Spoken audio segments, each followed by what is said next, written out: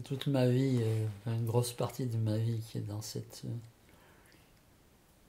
relation-là avec cet homme.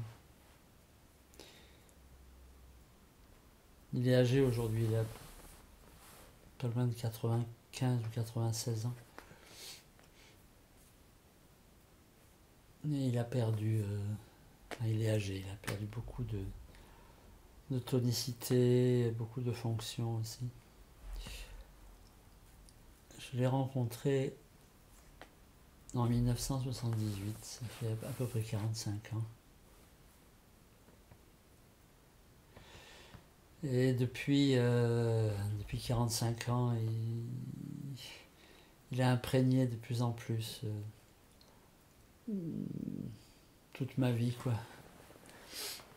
Le jour et la nuit. Il fait partie de ces personnes qui sont presque le symbole vivant de la sagesse. Il a eu une enfance très ordinaire. Il vivait dans ce qu'est aujourd'hui le Pakistan. Il a vécu cette partition de l'Inde quand les Anglais sont partis et que le pays a été scindé entre l'Inde et le Pakistan. Et il a fait ce déplacement. Il y avait des millions de personnes qui sont allées du Pakistan vers l'Inde et des millions de l'Inde vers le Pakistan.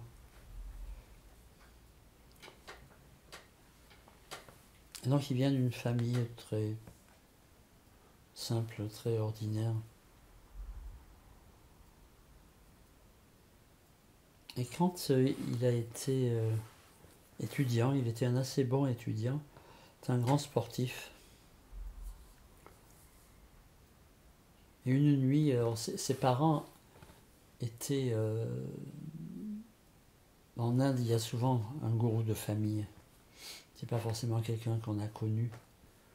Tous les Indiens ont un gourou dans leur maison, enfin en photo.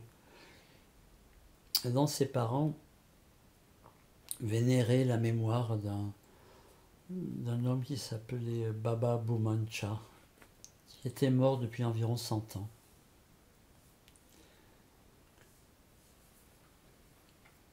Et l'enfant avait vécu dans cette ambiance de vénération de ce sage, Baba Bhuman-Cha.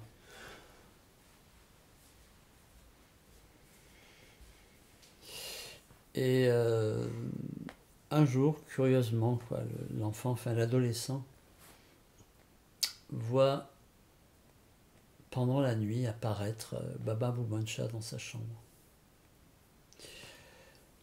qui lui dit ta vie sociale est finie, tu es fait pour mener une vie spirituelle, et il faut que tu quittes les études, que tu quittes la famille. Et demain, tu demanderas à tes parents l'autorisation de partir. Il y a deux histoires différentes dans cet événement. Je ne sais pas quelle est la vraie. En tout cas, le lendemain, l'enfant demande à ses parents, enfin l'adolescent, à partir. Son père lui dit oui, mais sa mère ne peut pas.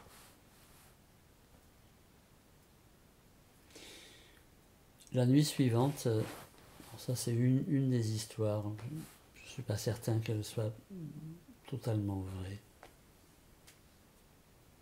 La nuit suivante, la vision apparaît dans la chambre des parents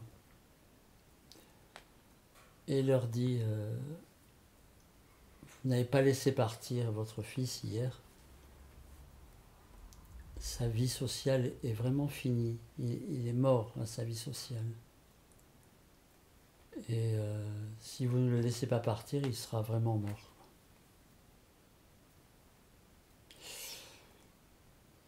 Le lendemain, l'adolescent redemande à partir et sa mère lui dit d'accord. Et donc il a quitté la vie de famille vers l'âge de, je ne sais pas exactement, 17, 18, 19 ans, je ne sais pas.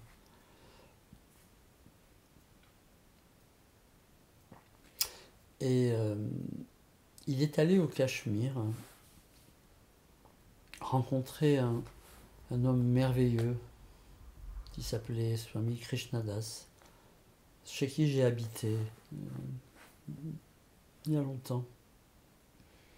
Un homme merveilleux, il était... on avait l'impression qu'il était transparent. Donc il est allé voir Swami Krishnadas et lui a dit, voilà, je voudrais recevoir la robe de Swami, parce que Swami Krishnadas était d'une certaine façon relié à la famille, je ne sais pas, je ne connais pas tous les détails. Donc il lui a dit, je voudrais recevoir la robe, il faut que ce soit d'un Swami pour que ce soit traditionnel. Je ne connais que vous, mais si vous ne me donnez pas la robe, je la prendrai tout seul. Et donc Swami Krishnadas lui a donné la robe de Swami, et son nom aussi, Chandra Swami.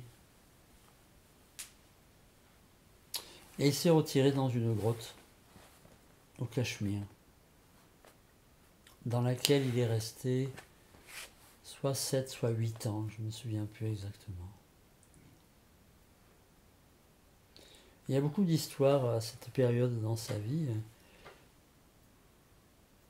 où il y avait des êtres surnaturels qui faisaient irruption. En tout cas, il mène une vie très très retirée et il reçoit les instructions toujours de ce Baba Bhumancha qui encore une fois était mort 100 ans auparavant.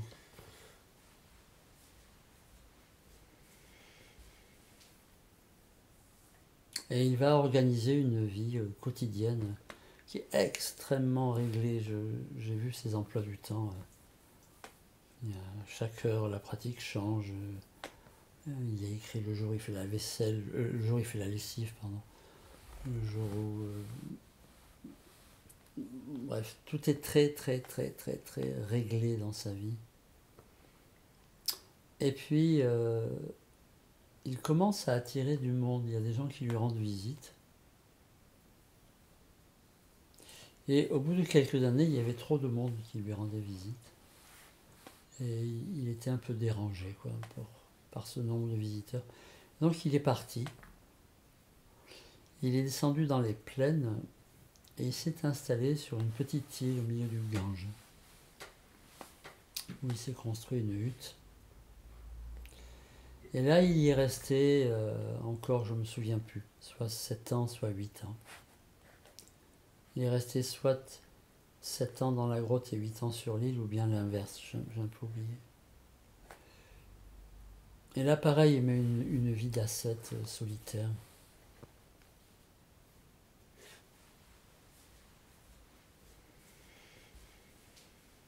Et à nouveau, des visiteurs viennent le voir. C'était une île pas très grande. Et pendant la mousson, où le niveau de l'eau du Gange monte énormément, ben les gens ne pouvaient plus aller lui rendre visite, il y avait trop d'eau qui pouvait passer, puis le débit est très fort. Et donc au bout de quelques années, les visiteurs lui ont dit si on vous construit une maison sur le bord de la rivière, au bord du Gange, est-ce que vous viendriez? Et il a dit oui. Et donc les gens ont construit une petite maison qui avec le temps va s'appeler Sevak Nivas. Et là il continue à mener le même type de vie. Il adore le silence. Donc il avait pris pour vœu de rester 4 mois en silence en hiver et 2 mois en été. Et il mène une vie très très retirée. Mais des gens lui rendent visite. Et il recevait les gens, les visiteurs, 10 minutes par jour, de 17h à 17h10. Et donc il a mené une vie d'ascète pendant très très longtemps. Et il se trouve que deux Français qui voyageaient et qui étaient à la recherche d'un maître spirituel l'ont rencontré en Inde. Et quelque temps après l'ont invité à venir en France. Et c'est là où je l'ai rencontré. J'avais été invité à une soirée où il était là. Bon, c'était dans un appartement. Et quand je suis rentré dans cet appartement, il devait y avoir, je sais pas, une quinzaine de personnes. Quand je suis rentré, nos regards se sont rencontrés.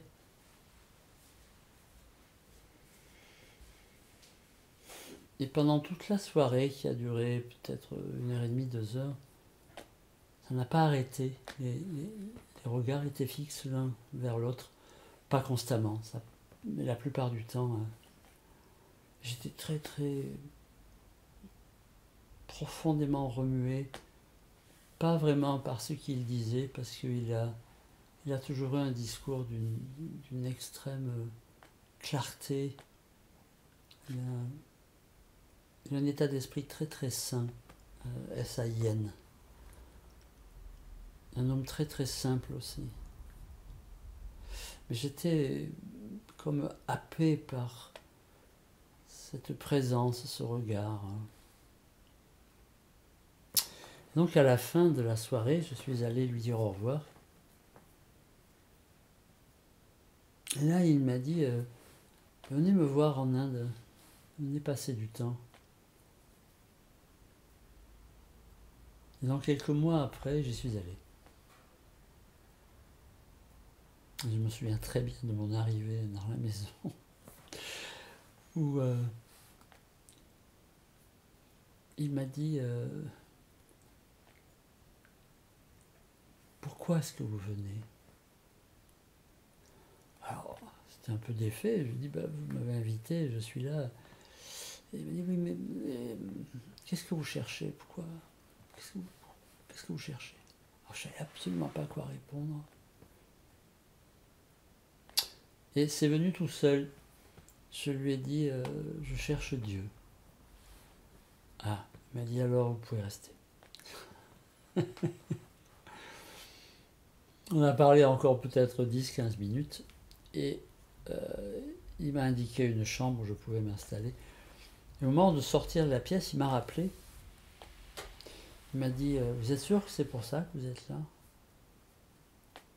Parce que si c'est pas pour ça, allez-vous-en, ne restez pas. Et j'ai dit oui, je suis là pour ça. Et, ah oui, puis il m'a dit comment est-ce que vous allez faire pour vos repas? Ah, j'étais étonné. J'ai dit je ferai la cuisine, quoi. Je me débrouillerai. Ah, il me dit ça, c'est bien, ça va, vous pouvez rester. Et donc, il m'a donné une chambre. Et il n'y avait personne, j'étais seul. Enfin, il y avait une Canadienne qui était là, qui a joué un grand rôle aussi dans sa vie. Et elle s'appelait Penny Leishman. Et donc, je me suis retrouvé dans cette chambre qui était toute simple. Hein. Il y avait un lit, il n'y avait pas... À l'époque, on faisait des étagères en ciment sur le mur.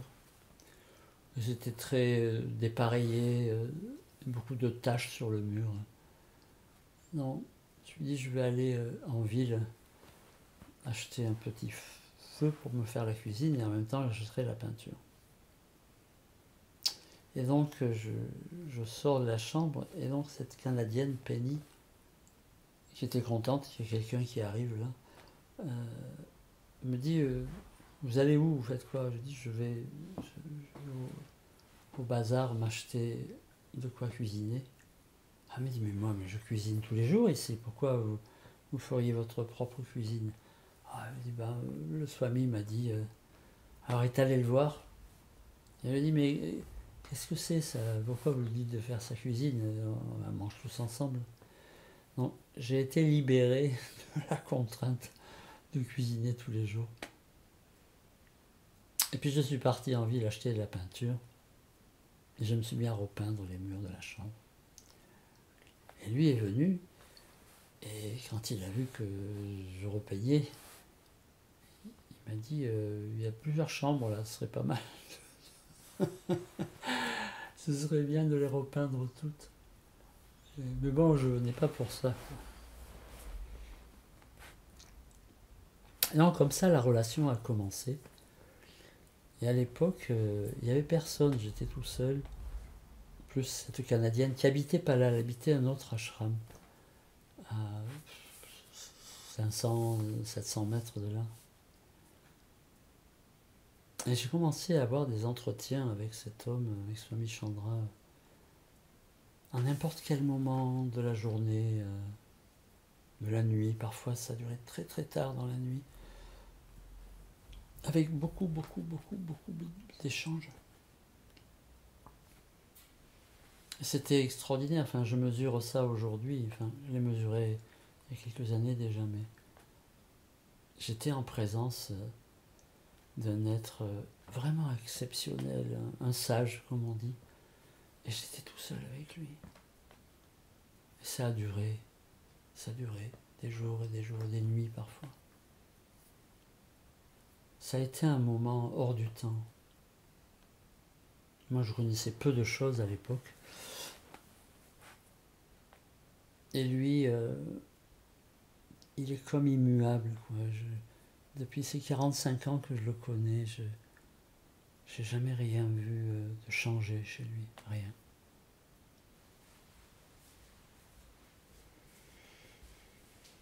Ce qui s'était passé dans sa vie, quand il a eu ces 15 années de vie un peu en ermite, il avait à un moment fait le vœu de passer 1000 nuits en méditation.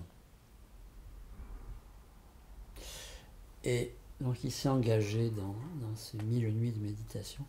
Et au cours de je ne sais pas combien de nuits, il a vécu un éveil spirituel. Mais il a continué. Il a poursuivi son vœu, il a maintenu ces 1000 nuits. Et à un moment, cet éveil spirituel, ça revenait de plus en plus souvent et ça durait de plus en plus longtemps. Et à un moment, ça n'est plus parti, c'est resté. Et dans tous les échanges que j'ai pu avoir avec lui, il m'a souvent dit, c'est comme ça que ça marche. Il faut beaucoup de discipline, beaucoup de détermination. Il faut se consacrer vraiment à Dieu. Et à un moment, ça nous rend visite. Ça ne fait que passer. Il faut continuer la sadhana, la pratique. Puis ça revient de plus en plus souvent, de plus en plus longtemps. Et à un moment, ça ne s'arrête plus. Et pour lui, à un moment, ça ne s'est plus arrêté.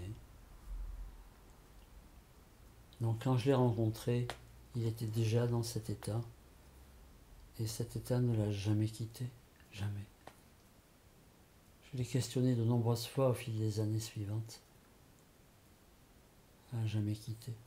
Et il a toujours dit, ça c'est très étonnant,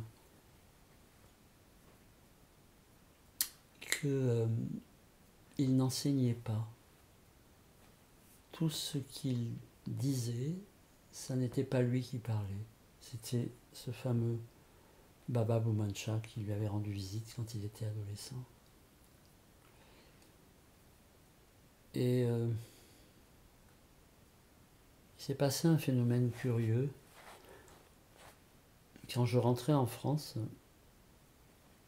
je lui écrivais et il me répondait. Alors à l'époque, le courrier était très très long, ça mettait 3 semaines à arriver en Inde.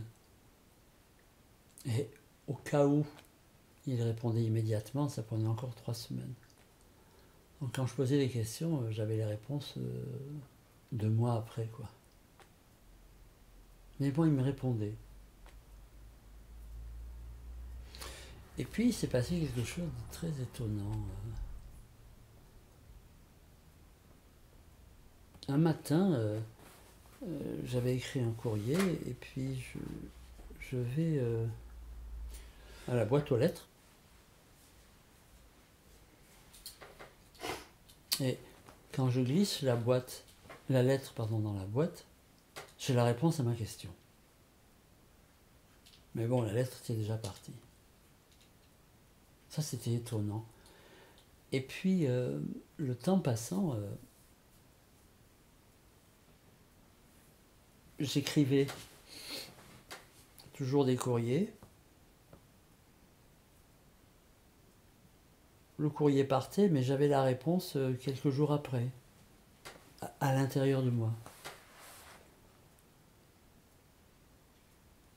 Et ça allait de plus en plus vite, jusqu'à ce que, à un moment, j'avais les réponses en écrivant les questions, dont j'ai fini par ne plus lui écrire.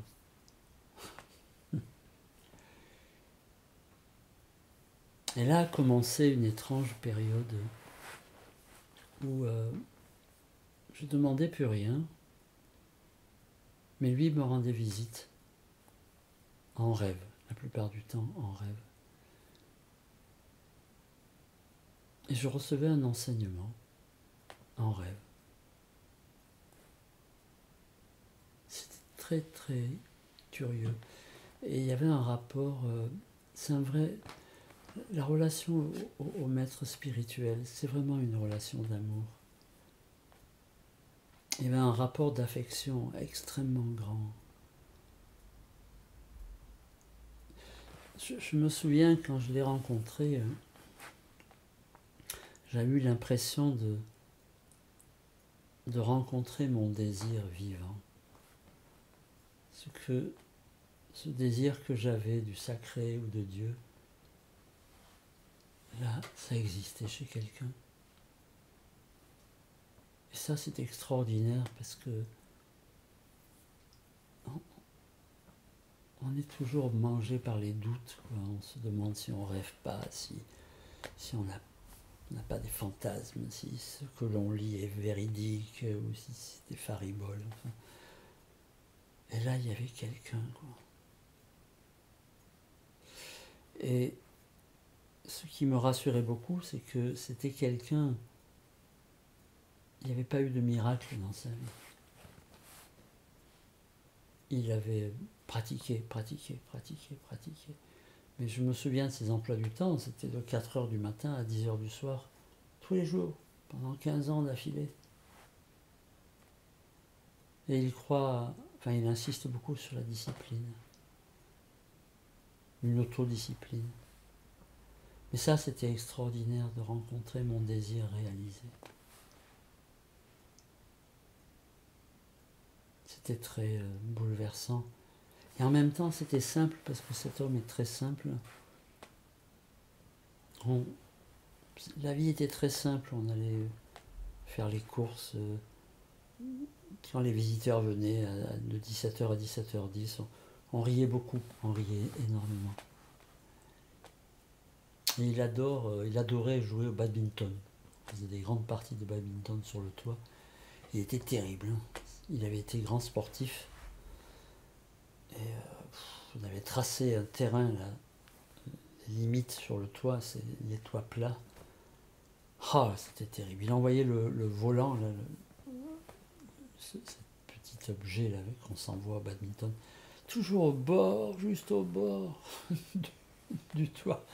Et parfois, pour l'attraper, il aurait fallu tomber, quoi. Et on pariait, on faisait des paris. On pariait souvent des gulab jamun, des pâtisseries. Je me suis ruiné parce que je perdais tout le temps. Et beaucoup d'amusement, beaucoup de joie. Je me souviens, il avait 2 piles de livres de chaque côté de sa chaise, son fauteuil. Il y en avait une, c'était des piles assez hautes. Une, c'était des textes de toutes les traditions. Et l'autre, c'était des livres de blagues.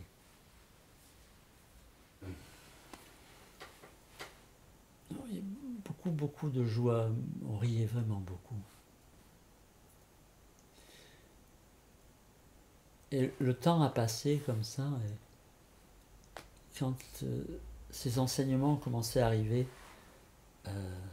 en rêve, c'était juste merveilleux, quoi. Et ça ne s'est quasiment jamais arrêté.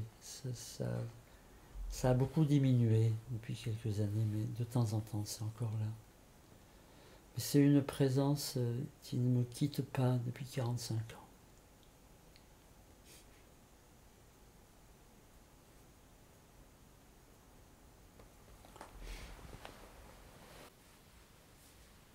C'est très émouvant de parler de ça.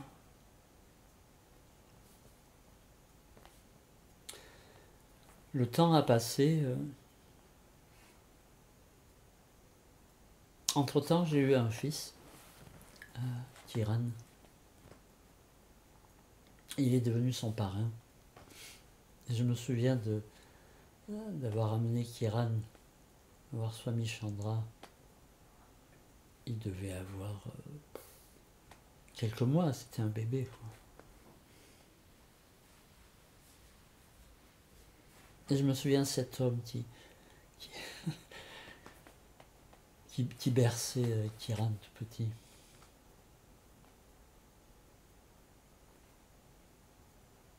Ça a vraiment habité ma vie. Ça l'habite toujours. Hein. Tu penses que Kiran a bénéficié aussi de l'aura de Chandra Swami? Oui. Ce qui se passe avec des gens comme cet homme, c'est que il n'y a aucun attachement, mais rien du tout, quoi. Alors, ça rend pas la relation très facile, hein, parfois. Parce qu'on a envie d'exister à ses yeux. On a envie d'une place. Et que ce soit avec des adultes ou des enfants, c'est pareil. Bon, quelques années après, je me souviens qu'Iran devait avoir 5 ans, 6 ans. On est retourné le voir. Et alors pour l'enfant, c'était son parrain, quoi. Donc, dans la culture d'ici, le parrain, c'est quelqu'un d'important, donc il lui courait après. Et alors lui, Swami Chandra, il est complètement détaché, ça ne produisait rien chez lui, il n'y a pas d'émotion. Alors l'enfant était déçu. Et puis avec le temps, ça a pris moins de place dans la vie de Kiran. On en parle encore souvent. Et les années ont passé, beaucoup d'événements. Il y avait quelques Européens qui venaient. Je me souviens d'un médecin français qui s'appelait Simon, qui un jour était dans la maison, enfin dans l'ashram, et Simon avait des doutes, enfin il s'est demandé, c'est très difficile de vivre avec quelqu'un comme Chandra Swami. Aucun schéma de fonctionnement ne marche, rien. Et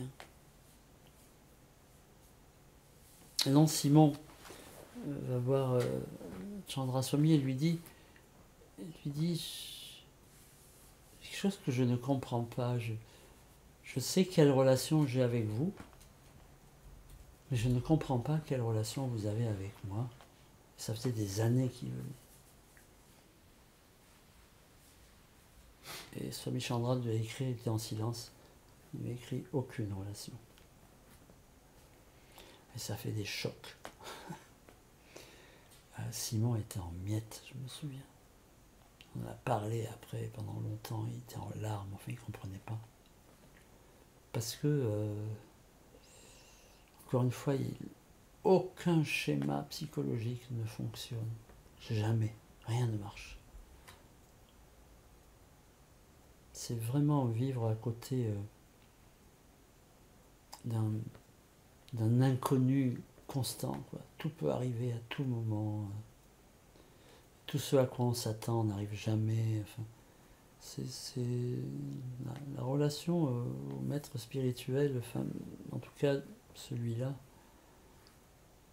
c'est très curieux. Il y a une sensation de grande protection, de grande sécurité, et en même temps on se sent en danger tout le temps. Parce que tout ce qu'on pourrait mettre en avant, tout est balayé. Aucune stratégie ne fonctionne. Jamais.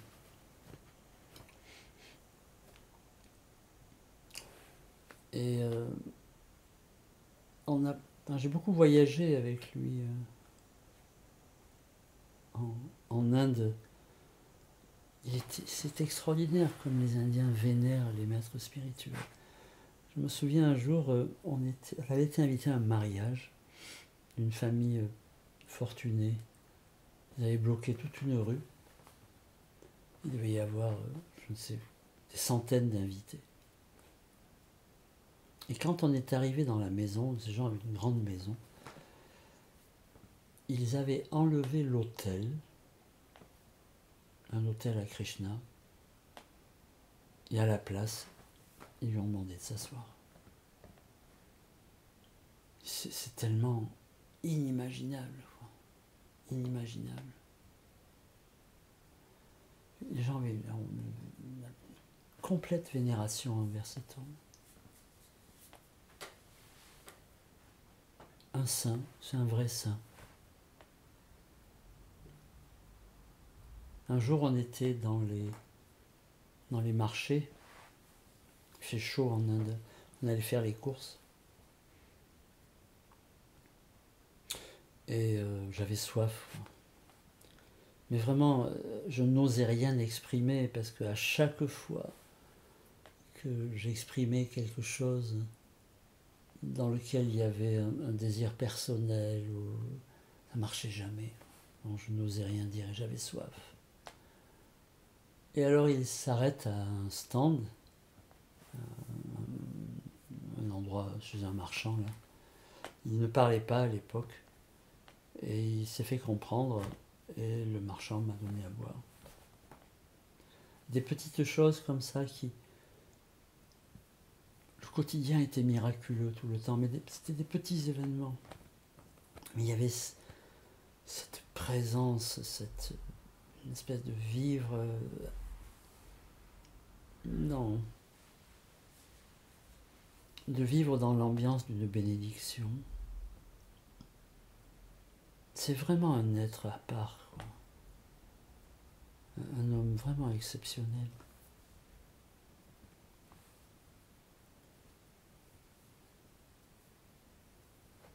On a voyagé, je me souviens aussi, en Israël. Ah oui, oh, quelle histoire en Israël. On était à Jérusalem. On était un petit groupe, peut-être moins de 10 personnes. Et on était aux abords du mur de lamentation. Et un rabbin s'approche et vient voir Chandra Swami et lui dit: on est tellement honoré que quelqu'un comme vous soyez de visite ici, soit de visite ici. Cet homme est grand, pour un Indien il est vraiment grand, et il porte une grande robe orangée. À l'époque il avait déjà les cheveux, une barbe blanche. Ça fait penser un peu au Père Noël. Les enfants quand ils le voient pensent au Père Noël. Et là ce rabbin nous dit, je ne sais pas comment ils disent, mon supérieur serait content de vous rencontrer, venez. Alors nous suivons ce rabbin et on se retrouve dans un bureau qui était le bureau du rabbin du mur. Il y a un rabbin spécialisé pour le mur. Alors on parle un moment, il nous fait des cadeaux, et puis il dit on va vous faire visiter les fondations du temple de Jérusalem, le temple de Salomon. Alors bon, voilà parti, et on descend dans des marches, et on est arrivé dans les sous-sols du temple. Et là, il y avait c'était extraordinaire, les blocs de pierre qui sont les fondations du temple, c'est gigantesque, c'est vraiment des blocs de pierre énormes. Et donc on circulait, il y avait de la lumière, il y avait des petits bureaux. Il y avait des bureaux, je me souviens, il y a des groupes de rabbins fabriquaient la maquette de ce qui avait dû être le temple, parce qu'ils avaient toujours dans l'espoir de le reconstruire. Et puis à un moment, il y a un jeune rabbin qui s'approche de moi, et il me dit « Mais qu'est-ce que vous faites ici? Qui vous a autorisé à être ici? On ne peut pas être ici, il n'y a que les rabbins qui peuvent être là, et encore pas tous. » quoi. Et alors, j'ai dit, on a été invité par le rabbin là, du temple, et on a un guide avec nous. Et donc il m'a dit, bon, ça va, il me dit, ok. Il me dit, mais personne ne vient jamais ici. Et ce genre de petit événement, tout s'ouvre, toutes les portes s'ouvrent. C'est très très mystérieux de vivre auprès de quelqu'un comme ça. Et lui, c'est son quotidien, enfin, et il est très très humble, et il dit toujours que lui ne fait rien, c'est Baba Boumancha qui fait tout.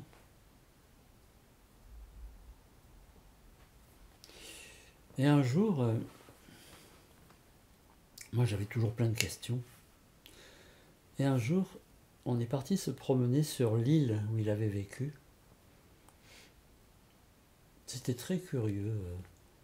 Il y avait pas mal de monde à la maison, et après cette rencontre là, qui durait 10 minutes tous les jours, tout à coup il dit on va boire le thé sur l'île. Branle-bas de combat, parce qu'il fallait amener les casseroles, de quoi faire des biscuits. Enfin, donc on est parti, on devait être, je sais pas, 40 personnes peut-être. On part sur l'île, les gens font le thé, les biscuits, et quand le thé a été bu, il dit maintenant on rentre.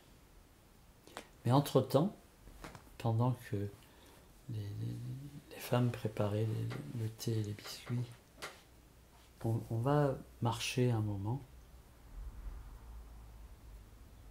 Et je lui dis, mais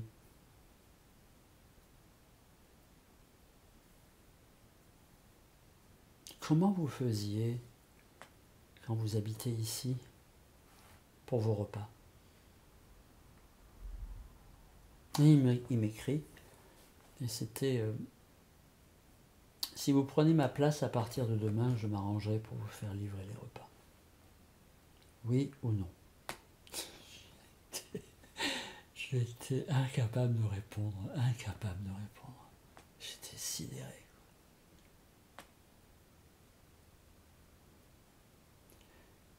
Et je lui ai répondu 6 mois après en lui disant, vous vous souvenez, vous m'avez proposé, jamais eu de réponse. Il fallait répondre tout de suite. Et une autre fois, toujours en promenade sur cette île, j'allais lui poser une question. Il a pressenti que j'allais lui poser une question. Et il a écrit « Les vrais disciples n'ont pas de questions ». Et depuis ce petit mot, je ne lui ai plus jamais rien demandé. Peut-être 25 ans sont passés depuis.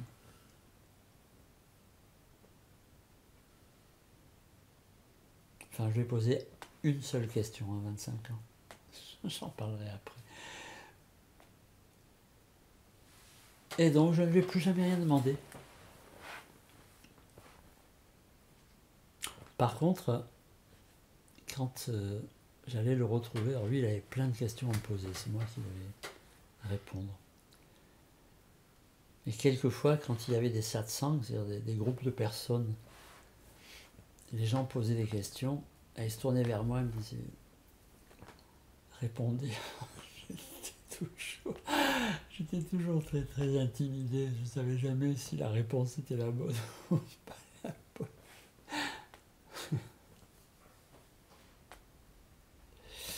Et puis, il est arrivé une étrange situation. J'avais été invité à France Inter pour 2 interviews. Et j'avais amené une amie qui était une chanteuse et qui connaissait beaucoup de chants du Bengale. Parce que je craignais qu'à la radio, ils fassent des coupures. Enfin, ils font ça très souvent. Quand ils font les montages, ils coupent et puis ils mettent je ne sais qui à la radio. Et donc, au cours de cette interview, curieusement, à un moment, je change de ton dans la parole et je me mets à dire des choses, je ne savais pas d'où ça venait. C'était très curieux. Quand l'émission était terminée, on est rentré et j'ai dit à cette amie qui était avec moi, là on était en voiture, j'ai dit, c'est passé quelque chose de curieux. Elle m'a dit, oui, je m'en suis aperçu. Tu as changé de tonalité et surtout tu t'es mis à dire des choses que je t'avais jamais entendu dire. Alors ça m'a beaucoup travaillé. Et un soir, je me suis dit, mais ça, c'est lui. C'est lui qui s'est mis à parler. Comme il vivait en silence. Alors je suis allé le voir en Inde exprès pour ça.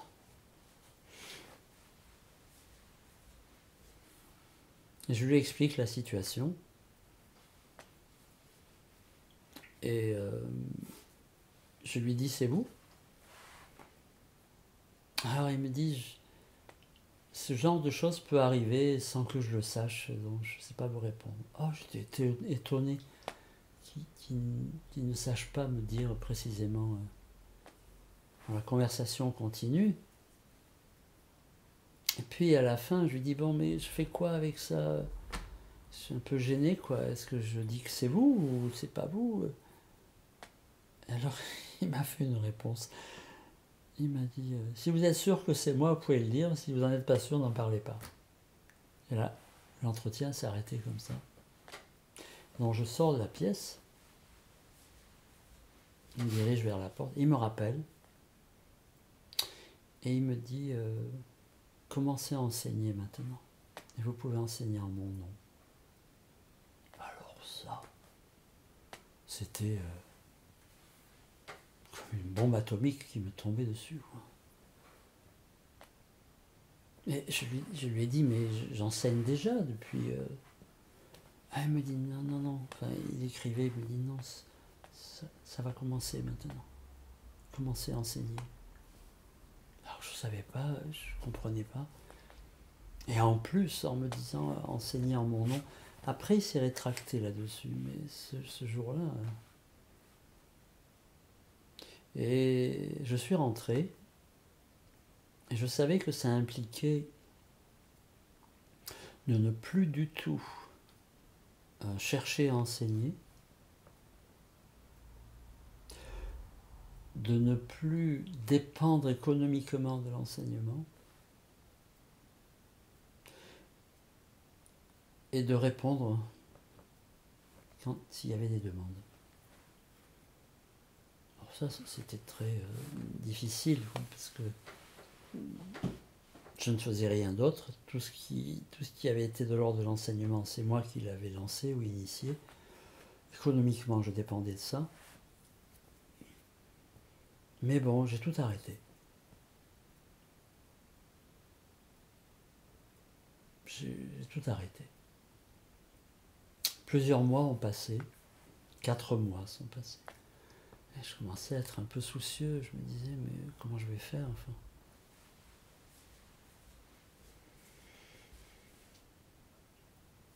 l'histoire est très longue, mais finalement, quelqu'un m'a appelé un jour en me disant on a entendu parler de vous, on voudrait vous inviter. Alors ça, je me suis dit, mais vous avez entendu parler de moi? J'étais totalement inconnu. Et ça a été un commencement de quelque chose qui jusqu'à aujourd'hui ne s'est pas arrêté. C'est-à-dire que l'enseignement a vraiment commencé, ça a vraiment été comme un miracle. Et je me suis mis à enseigner. C'était plus du tout comme avant. Et je me souviens d'être retourné le voir un jour et je lui ai dit, écoutez, je n'arrête pas d'être sur les routes, je suis fatigué, je ne sais pas trop ce qui se passe. Et ça me fatigue d'être constamment en déplacement. Et alors, il m'a dit, construisez un endroit et les gens viendront. Je me suis dit, mais j'ai pas d'argent. Il m'a dit, moi j'ai de l'argent, cherchez.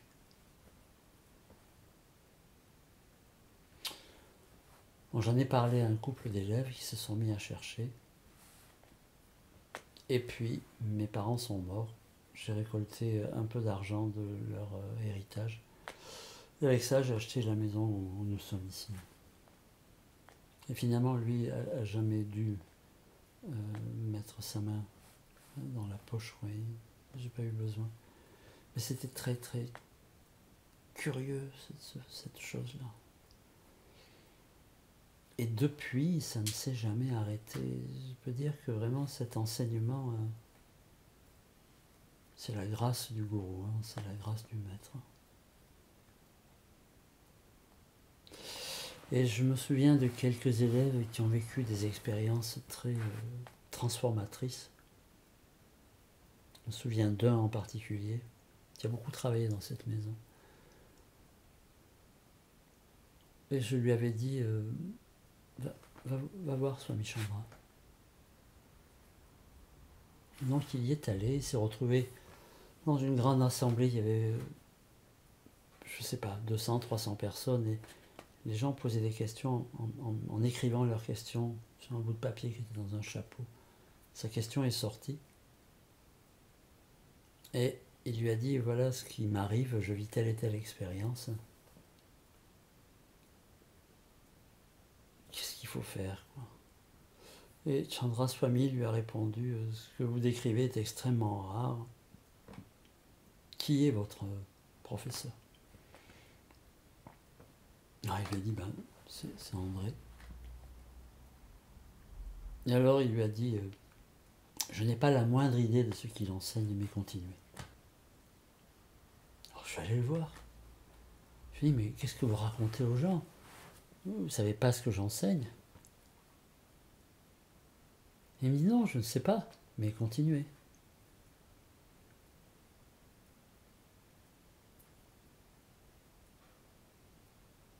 Et tout ça, c'est jamais arrêté, ça ne s'est jamais arrêté.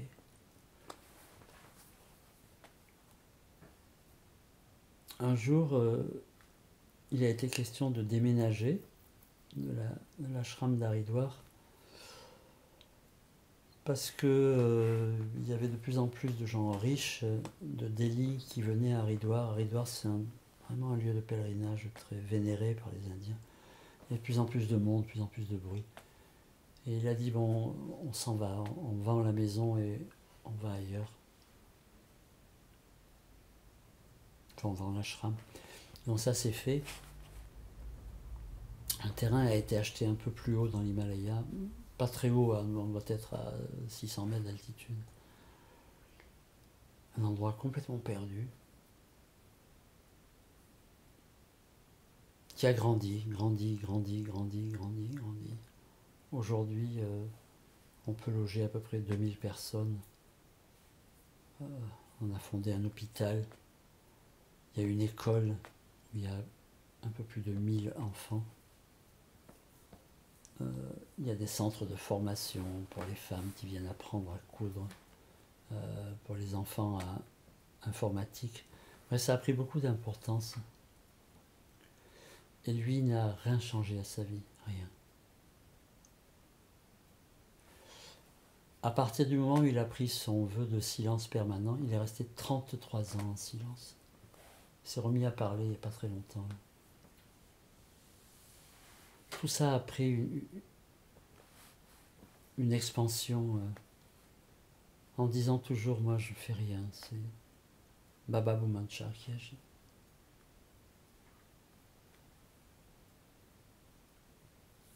J'ai vraiment l'impression de vivre à côté d'un miracle.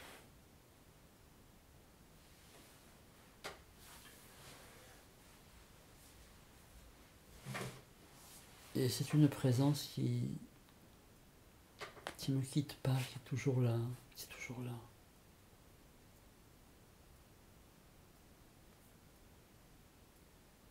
Il n'est pas possible, par exemple, pour moi d'enseigner sans sa présence. Il est toujours là.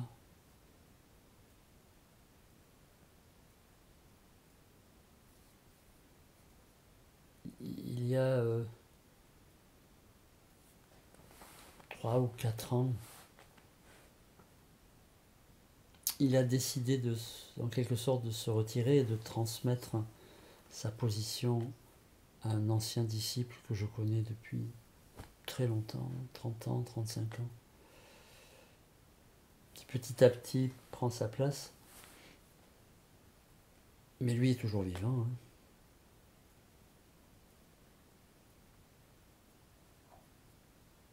C'est une relation complètement en dehors de toute compréhension.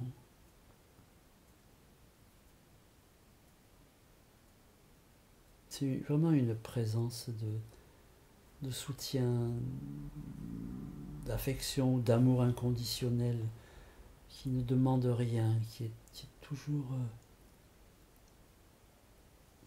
là. Quoi.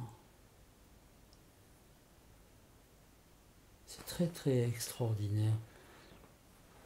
Je me souviens d'un jour, il y avait une Kumbh Mela, c'était en 1986.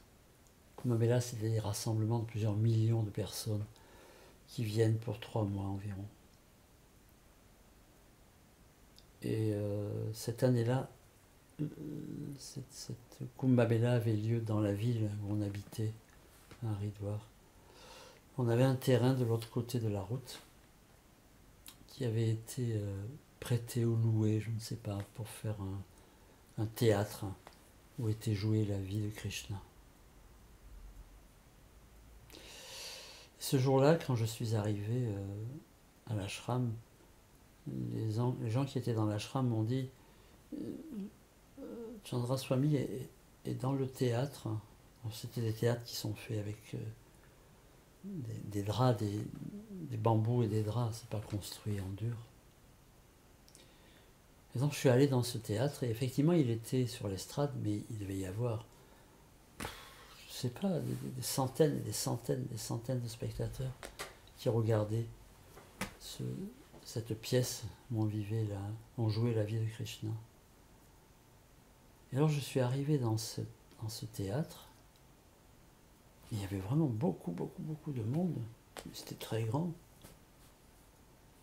Peut-être 2 minutes après, quelqu'un vient me voir et me dit Swami Chandra vous demande de venir à côté de lui sur la scène.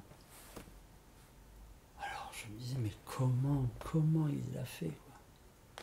J'arrive dans une salle où il y a des centaines et des centaines de spectateurs. Je m'assois au milieu et lui me repère et m'invite à le rejoindre. Ce sont des choses, encore une fois, toutes petites. Mais je devais bien être à 80 mètres de la scène. Pas facile à voir. Quoi. Une présence comme ça, une présence comme si on était unis. Et ça ne me quitte pas, ça ne me quitte plus.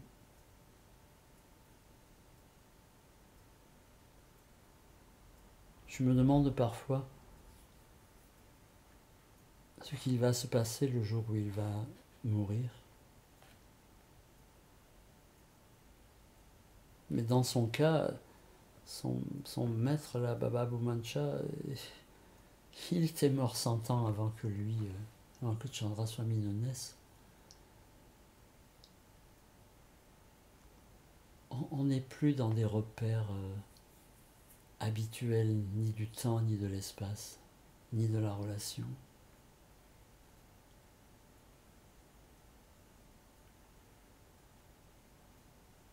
S'il fallait résumer tout ça, je dirais que je ne sais pas, je ne comprends pas. Mais j'ai renoncé à comprendre.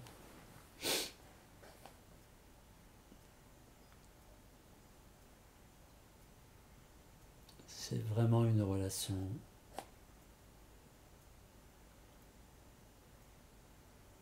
totalement inexplicable. C'est une grande partie de ma vie intérieure. C'est un peu ça l'histoire avec Chandra Swami.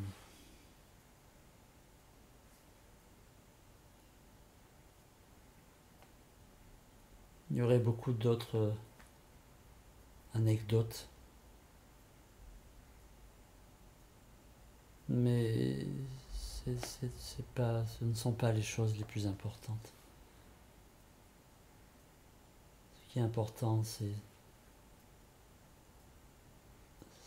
cette sensation d'être relié au mystère.